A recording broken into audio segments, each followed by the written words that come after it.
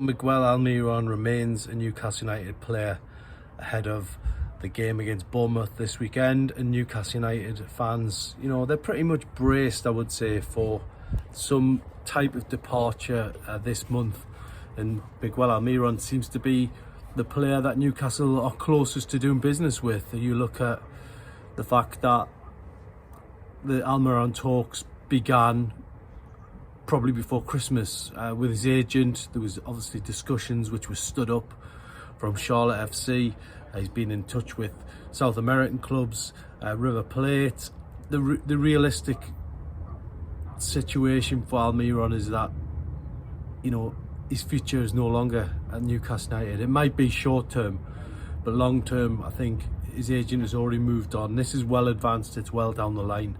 Eddie Howe is basically just trying to use the player as much as he can in his remaining time at the club, because the minute that all the fees are agreed and the wages are agreed, I do believe Almiron will go, whether it's this window or the next window. He does not seem to have a long-term future at Newcastle United, and Eddie Howe alluding to that in the press conference today, basically saying he feels at any time he could be saying goodbye to the player, and that that's part of football. But on other transfers, Lloyd Kelly also still here, Newcastle United, subject to an offer from Fenerbahce, which was turned down pretty quickly. Eddie Howe in there just saying Lloyd Kelly, is a player that he's just joined the club. He wants him to focus on, what comes next for Newcastle. He wants him to battle for his place and show him that he's worthy of, getting into that back four, which he hasn't been able to do so far. And that has got to be the challenge for him now,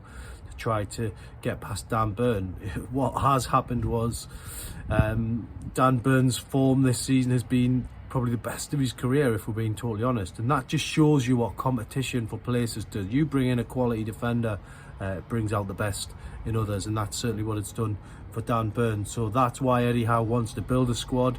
There's obviously a lot of logic to it, but ultimately today, he looks forward to this game against Bournemouth. Talk of records, talk of creeping into the title race, but Eddie Howe staying very focused today, saying they must focus on the tough threat that is AFC Bournemouth. They're flying this season again. They made some great signings. It's a great setup down there, which Eddie Howe knows only too well. But ultimately for Newcastle, it's about continuing what they've done in the last few weeks, and the reality is win that game and you will be spoken about in terms of greatness, with Kevin Keegan back in the day winning 10 games in a row. Eddie Howe trying to emulate that this weekend.